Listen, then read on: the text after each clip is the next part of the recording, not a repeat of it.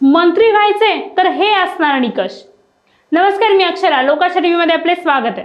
महायुतीच्या सरकारमध्ये मंत्री होण्यासाठी गुडघ्याला बाशिंग बांधून तयार असलेल्यांची संख्या महायुतीत खूप मोठी आहे।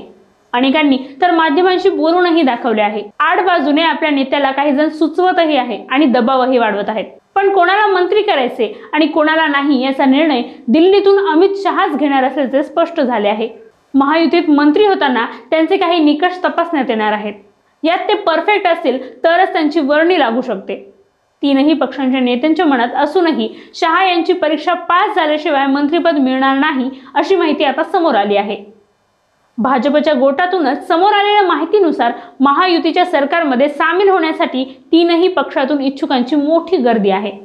त्यामुळे आता कोणाला मंत्री करायचे आणि कोणाला नाही हा पेच तीनही नेत्यांसमोर पडलेला आहे।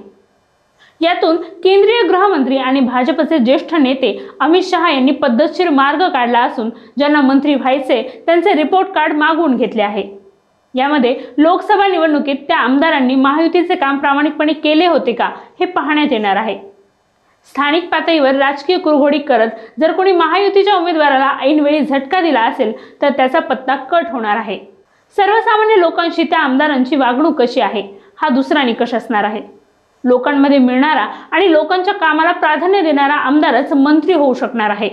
तिसरा निकष आहे तो, जर यापूर्वी त्या आमदारांनी मंत्री म्हणून काम केलेले असेल तर त्यांनी मंत्री म्हणून आपल्या खात्याचे कसे काम केले, खात्याचा लौकिक वाढवण्यासाठी त्यांनी कोणत्या योजना आखल्या, मंत्री म्हणून त्यांनी मंत्रालयात किती काळ उपस्थिती लावली, आमदारांसोबतचं त्यांचं वागणं कसं होतं आणि त्यातही घटक पक्षाच्या आमदारांना त्यांच्याकडून न्याय मिळाला का हेही तपासले जाणार आहे।